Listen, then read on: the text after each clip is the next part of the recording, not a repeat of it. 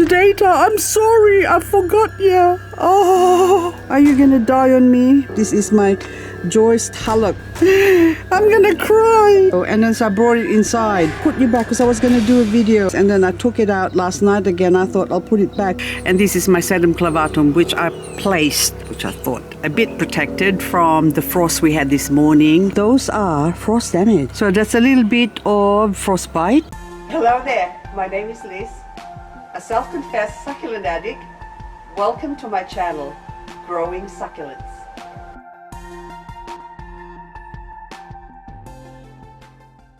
This is a baby Graptoveria jadata that I propagated from my mother plant, which you can probably see on the edge there. That thing there is part of my mother plant of jadata that got hit by the frost. Look at the difference.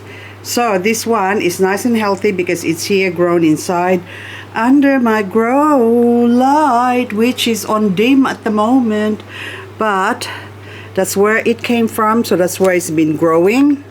I've got a couple more babies I've taken, so that's another baby, and that other baby is also flowering. So I thought it was a baby, but it's not. It's actually a flower stalk. Now with this jadata that came from outside, we had -6, actually just under -7 degrees Celsius overnight, and it's 12 o'clock at the moment. And this one I have to bring inside because this is bleeding. It's bleeding. My jadata's bleeding. Got hit by the frost, so you can see that. But on the tip, I just noticed it's red. Can you see? I don't know if you can see that one, but it's bleeding. Hang on, I'll get a tissue. See, look, it's red. On the tip, it's got little, almost like pinky red. And look, on the tips here, it's just the little flower stalk, or which I thought was babies, probably is flower stalk. Some of them are babies, but the rest are flower stalk. And look at that. You see that? Hang on, I'll get a tissue over here. This is a nice clean piece of tissue, and I'll show you. Oh, look, see? I don't know whether there's, see, it's blood. It's blood. So this poor thing is bleeding. I'm keeping this now inside here because obviously it's not frost hardy.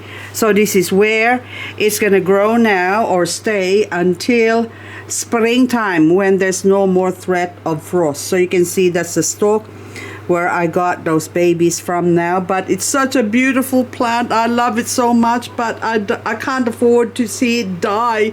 I can't bear it. My heart breaks. This is now 9 hours later, and you can see, or should I say, I can see that the plant has started to settle down. So it's becoming opaque again over here instead of being translucent before.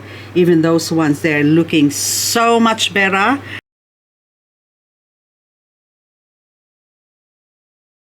So if I compare that with the other one, you'd say that they are warming up slowly. Can you still see that bleeding there? The blood, it's dried up. But anyway, so it's slowly becoming white. It's sort of more white based than the translucent here. So I got a little mini torch or flashlight here.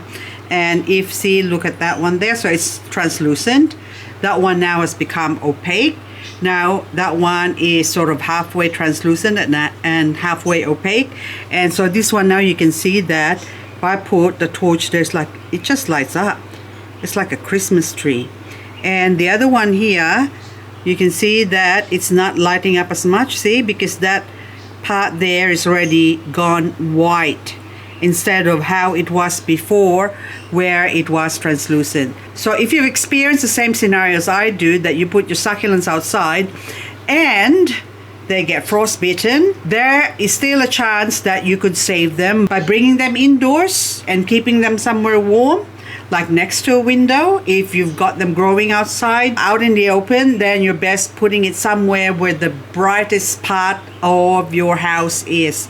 That way they can slowly thaw out and settle down and not die on you. And this is now 3 weeks later. So you can see that the whole plant has now recovered. So most of them, so 1, 2, 3, 4, they have all settled down. And also the damage of the frost can be seen from the bottom of the leaves. See all those dry, hang on, this is the other one now. It's actually grown much bigger now. It's almost nearly as big as the mother plant, not quite, but anyway, the bottom leaves have now started to dry up. So I could just remove this or leave it there. It doesn't really matter. Now we know that the plant is rehabilitated, but what about the stems here? So this was a flower stalk before that has dried up. That's also a flower stalk that has dried up, so has that one too. So it's a good thing that I was able to save up the flower stalk before, which is this one, which is going to open up soon, so at least I could get some seeds from that. But this one now, I have to leave this here, of course, that's what I said before, until September, which is still another 7 weeks away. And now these stalks, or the stolons, now the stolons that has dried up from the flower stalk, I can remove. So anyway, I'll put this one here. So what I'm going to do now, I can leave the stalks to dry up further, but I don't really want it taking any nutrients from my other plants, because this is all dead now. That's not going to grow anymore.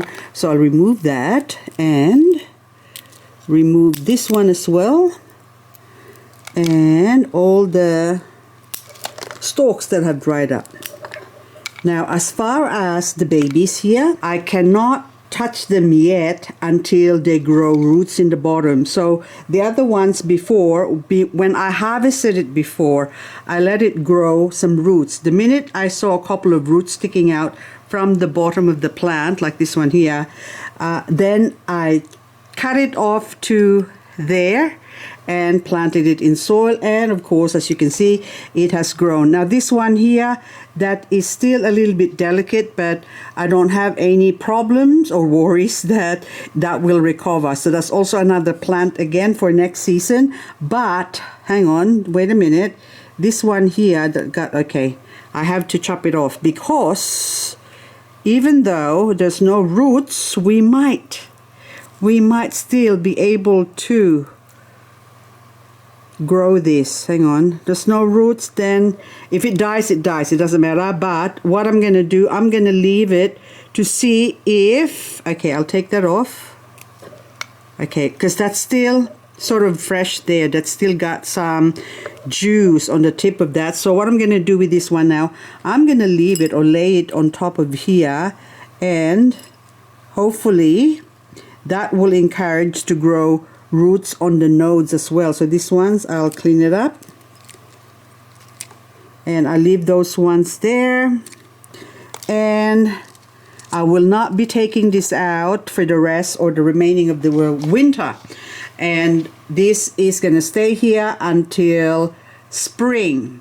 What you're looking at now is the Sedum Joyce Tulloch that was all translucent as well, because it got hit by the frost.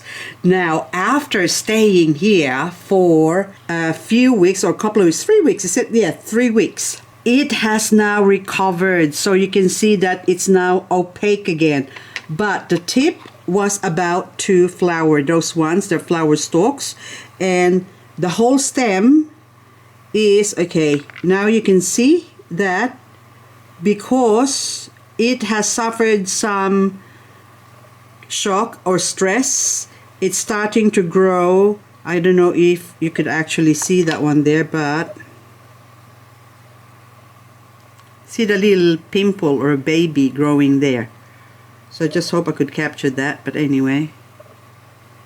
Okay, right on the edge there. So anyway, now what I'm gonna do with this one is cut off the tip. Hang on, I'm just gonna, I can't see. There you go. So we just remove this, and those ones that looks like a baby, that's already gone as well. So this one's the leaf, one leaf. I'm going to leave it there because they will have a chance to grow and germinate. And then this one now, you can see that one was saved anyway. The flower did not get hit by the frost, but I am taking this off because this was actually a stalk that I cut off before as a cutting to grow, but it started growing some flower, so, and also blooming, but that one came from one of the plants here that I harvested before. Hang on, that one's all dried up now. So that's the stem of that one, and also so that's this one. Anyway, all those ones, can you see some babies growing there? These are all leaves. I don't know if I could pick that up. Hang on. Okay, so I got a tweezer now. Now, see the leaf? Whoops, it's got roots. Okay, I just pulled off the roots, but it doesn't matter. They're so easy to grow. So that is just sitting there on top, despite the fact that it's outside and got hit by the frost. So you can see the roots, the black part there. Hang on, where are we? Okay, so that dark part, or that's a little hair, that's actually the roots that dried up from the frost, but the plant is still alive, so it will continue to grow. So I'm actually gonna harvest all these stalks now, because what's gonna happen if I remove them, okay, that way you can see better for one, and any leaves like that that still has a chance to grow, I'm gonna drop it there. And now, okay, so I have ended up with, see all those dry leaves there? We might still have a chance of growing some plants from that. So what we're going to do is remove all of this and also clean this up, and I'm going to chop this off. There you go. And look, that is bleeding as well. Okay, now that one, we remove that and remove all these leaves. So at least we could have some leaves to propagate and grow into little baby tiny Joyce Tulloch, because I'll show you why. Hang on. So that's all I'm going to do with that one. Leave it there, and then I have to take a container and put this because it's not going to fit in that. Okay, there you go. Put you there next to it. Okay, might as well remove this as well. Let it dry up. There you go. I'm doing some operation here. Surgery. We're doing sedum surgery. Now, hopefully, that will grow some plants on the stem there, on the stalk. But this one's, that's too dry. But that one, I'm going to harvest some more leaves, so I have better chance of growing some more pops. But this one, I am going to just remove the top, and I'm going to give this a chance to grow. Okay, so hang on, that one there, and now we continue. Chomp, you go there, and that one too, chomp, and then I'll just clean that all up later on. And look, there's a cute little baby there. It's so cute. Look, can you see the cute little baby there inside? It's variegated. Now, because what's going to happen once that sort of settle down and saying, it's fine, it's okay, I'm on a safe place now, I'm not going to freeze up. This is going to grow into, I'm going to tilt this up. Okay. You see that bit there? That is also Sedum Joyce Tulloch. So I have a twin plant, which I bought two of these. When I bought this some time ago in summer, a few months ago, I bought two exact same plant on the same size. The lady was trying to give me another one bigger, and I said, no, I need two of the same. And this one, I brought it inside or grew it under the grow light. Now look at all those flowers growing. And the other one, there you go. So side by side, these two plants, same pot, same soil, the same cellar, bought at the same time. they were exactly the same. I just hope I could find, I can't find, there's so many video footage already, but I have shown this before in one of my videos. But anyway, these two now, one grown inside and the other one grown outside, of course under the grow light. If you haven't got a grow light, you can use any LED light or next to the window. They will have a better chance of growing indoors once the weather or the temperature goes down, because they're nice and warm and snuggly inside, and you have a chance to get more babies. So if you have a look inside there, look, there's more little babies popping out in the center, and this one here is struggling. So that is the difference between growing it somewhere warm and growing it somewhere where you have frost and snow, especially in winter.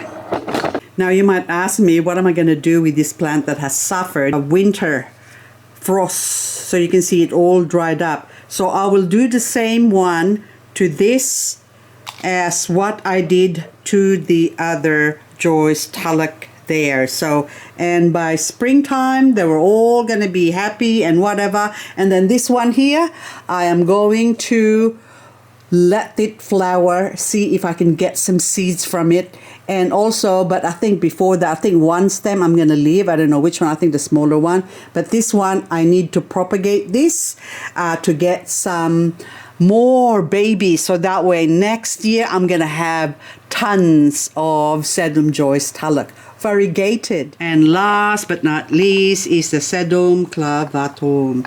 The Sedum clavatum has experienced some trauma from the frost, but now you can see that it has fully recovered as well. It has settled down all the frost bite at the back of it, so you can see those ones. That's all settled down and calmed down and dried up.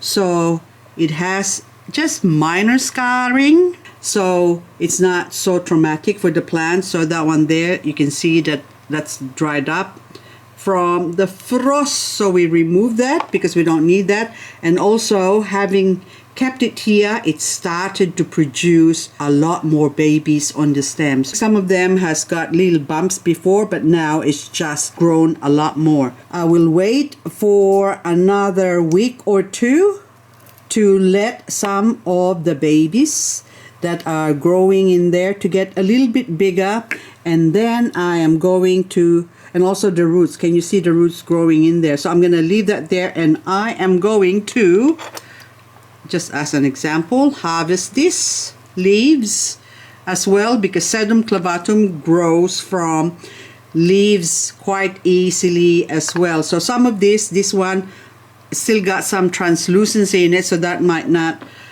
germinate, but at least, okay, I can open up this area here now where the babies are growing. See those little bumps there?